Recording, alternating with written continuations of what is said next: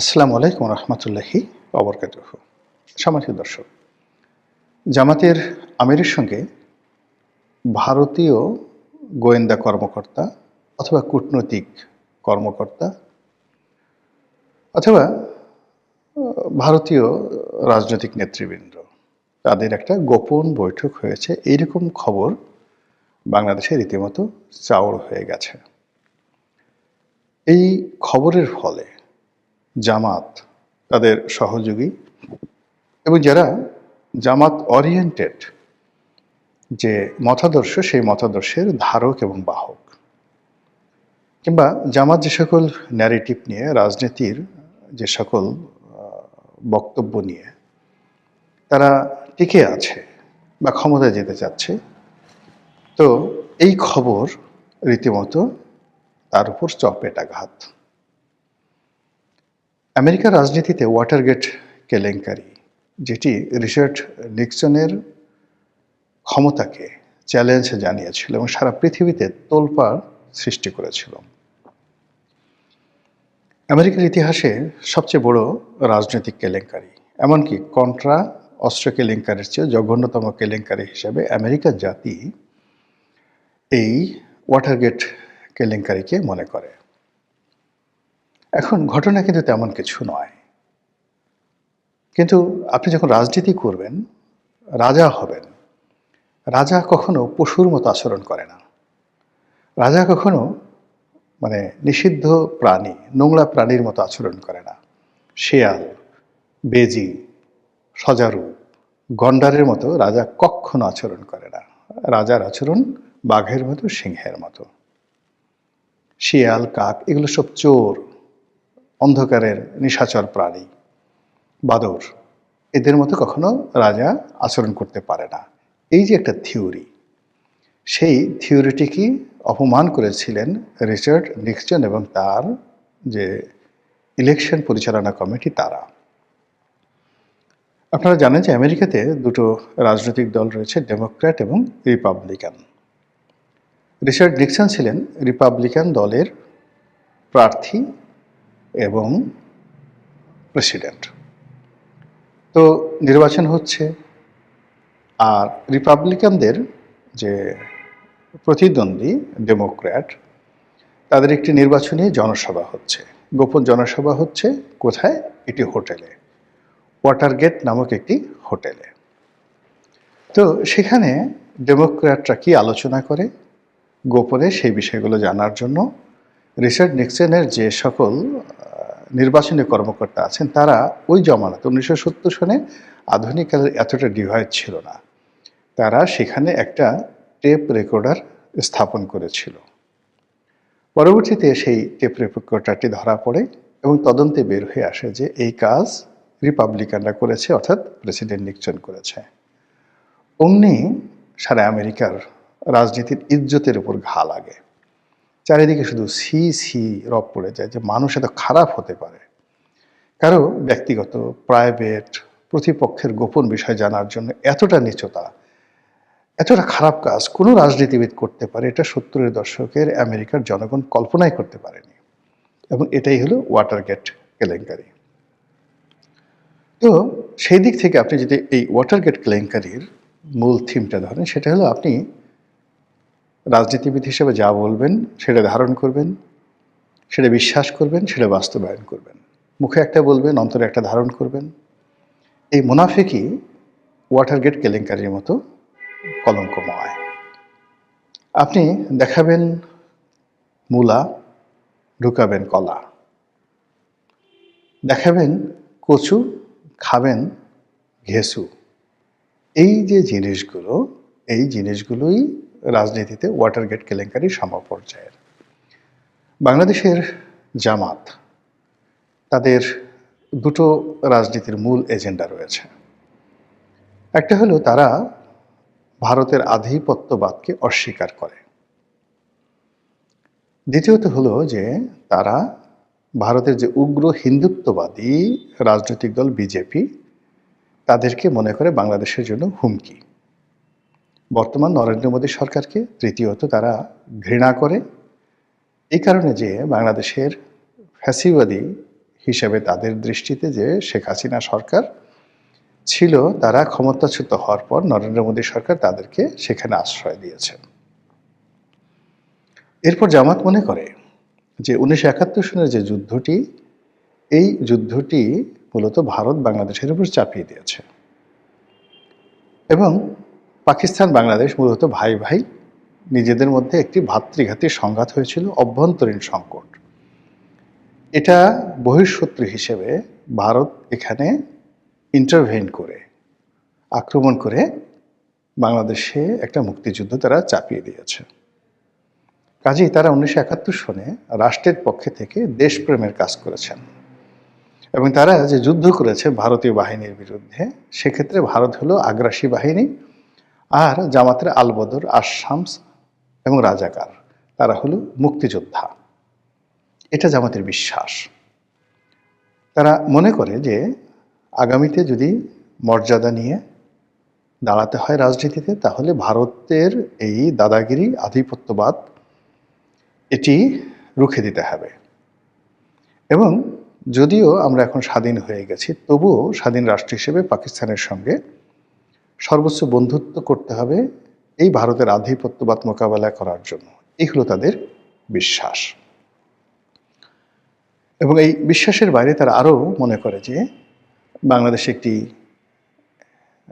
Islamic প্রজাতন্ত্র হতে পারে অথবা ইসলামিক এমিরেটস হতে পারে, জাস্ট লাইক আফগানিস্তান, সংযুক্ত আরব আমিরাত, কিংবা একেবারে নিদেন পক্ষে তুরস্কের মতো একটি উদারনৈতিক ইসলামিক দল দ্বারা এদের শাসিত হতে পারে, এরদোয়ানের মতো। এই মডেলগুলো নিয়ে তারা এগোয়।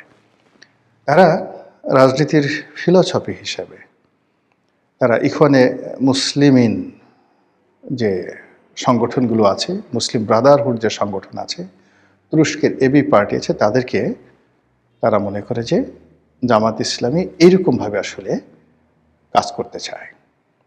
নেতা হিসেবে তারা সৈয়দ কুতুব, মুসলিম ব্রাদারহুডের যে 50-এর দশকে সামরিক বিপ্লব ঘটিয়েছিল, সেই সৈয়দ কুতুব তাকে মনে করে।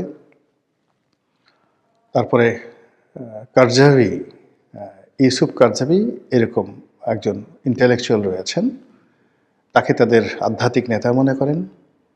আর আবুল আলা মওদুদি এবং আবু ওহাব নজদি, এদের যে ধর্মতত্ত্ব, সেই ধর্মতত্ত্ব তারা ইবনে আরাবি পর্যন্ত, অর্থাৎ আগে ইবনে আরাবির থেকে যে থিওলজি, মুসলিম থিওলজি, ইসলামিক থিওলজি শুরু হয়েছে, সেই ইবনে আরাবি, তারপর ইবনে কাসির, ইবনে কাসিরের পর আবু ওহাব নজদি, এরপরে আবুল আলা মওদুদি হয়ে বাংলাদেশে গোলাম আজম হয়ে এই ধর্মতত্ত্ব তারা বিশ্বাস করে। তো এইভাবে করতে করতে করতে করতে 2024 সনের যে জুলাই আগস্ট বিপ্লব হলো, সেই বিপ্লবের সবচেয়ে বড় স্টেক হোল্ডার, মাস্টার মাইন্ড, সেনাপতি, যা বলেন না কেন, এটা মূলত জামাত। আমরা সবাই এখন জানি যে এনসিপি, টেনসিপি, অন্য যে সকল 10টি প্রক্সি সংগঠন রয়েছে, 10 থেকে 15টি, এটি মূলত জামাতেরই A team, B team, C team, D team.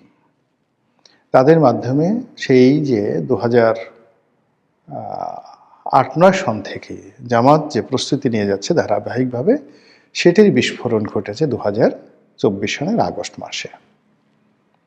ফলে জামাত এই মুহূর্তে বাংলাদেশের সবচেয়ে শক্তিশালী সংগঠন, যাদের হাতে রাষ্ট্র ক্ষমতা আছে। এবং আজকের দিন পর্যন্ত জামাতই আসলে রাষ্ট্র চালাচ্ছে।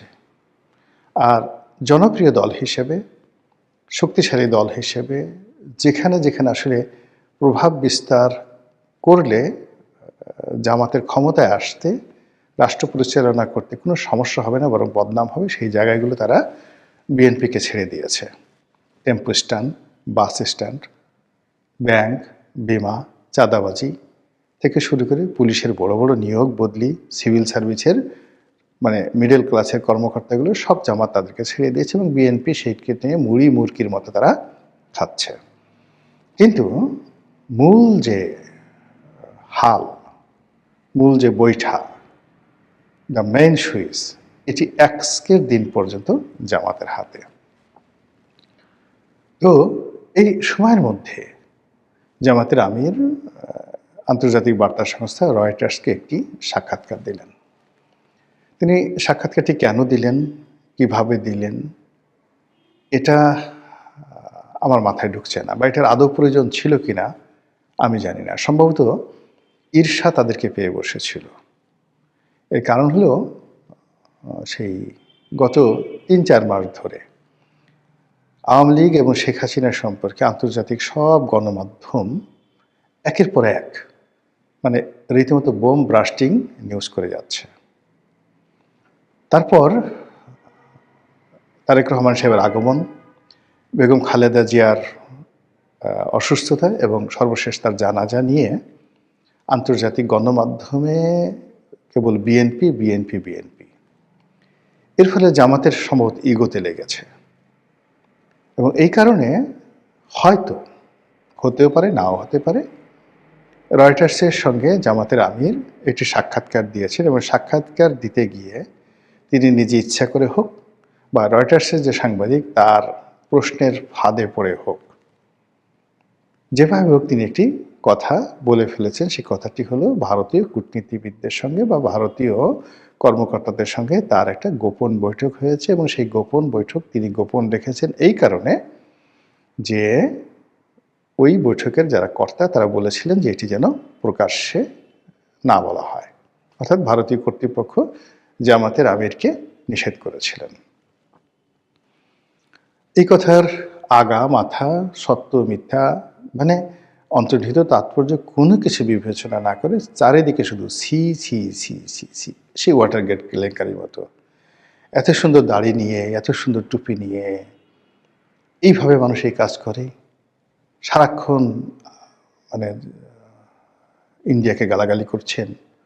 এই মানে আপনাদের যে বি টিম সি টিম দিয়ে 7 সিস্টার আলাদা করছেন, ডি টিম দিয়ে মুজাহিদ বাহিনী গঠন করছেন, দিল্লি দখল করবেন, আর অন্যদিকে ক্ষমতায় যাওয়ার জন্য দিল্লির পাস আসছেন, দিল্লির লোকের সাথে গোপনে বৈঠক করছেন। কেউ বলছে যে তিনি যখন অসুস্থ ছিলেন তখন তার সঙ্গে দেখা করতে এসছে, কেউ বলছে তিনি দেখা করার জন্য লন্ডনে গেছেন, এবং জামাতের যারা লোকজন আছেন, এরকম একটা ছিছি অবস্থা। অন্যদিকে যেটা হলো, জামাতের যে সকল ভাড়া করা বটবাহিনী আছে, যারা ইউটিউবার রয়েছে, যাদেরকে সবাই টুকাই ইউটিউবার বলে, এদের কারো নাম 3 ইঞ্চি, কারো নাম ইল্লু, কারো নাম পিঙ্কু, নানা রকম এদের নাম হয়ে গেছে। এই লোকগুলো এই ভারত বিরোধিতাকে চাঙ্গা করে মানে কতগুলো অন্ধ বাংলাদেশের মানুষ, কতগুলো অন্ধ, কতগুলো বেকুব, কতগুলো মূর্খ, এই একটা বেস, একটা ফ্যান এবং ফলোয়ার বেস তারা গড়ে তুলেছে এই বট বাহিনী। তো এই বট বাহিনীর মুখে মানে জোকের মুখে যদি আপনি লবণ দেন, কিংবা ধরুন কোনো একটা মানুষের মুখের মধ্যে যদি আপনি খুব দুর্গন্ধযুক্ত মনুষ্যবিষ্ঠা আচ্ছা মতো তার মুখের মধ্যে ভরে দেন এবং মেখে দেন, তখন সেই প্রাণীটির যে দুরবস্থা হবে। এখন এই যে জামাতের বট বাহিনী, জামাতের ভাড়া করা সেই ইউটিউবার, এই গোষ্ঠীটির মুখে রীতিমতো সেই আবর্জনা পড়েছে, চুন পড়েছে, চুনকালি লেগে গেছে। তারা এখন কি বলবে?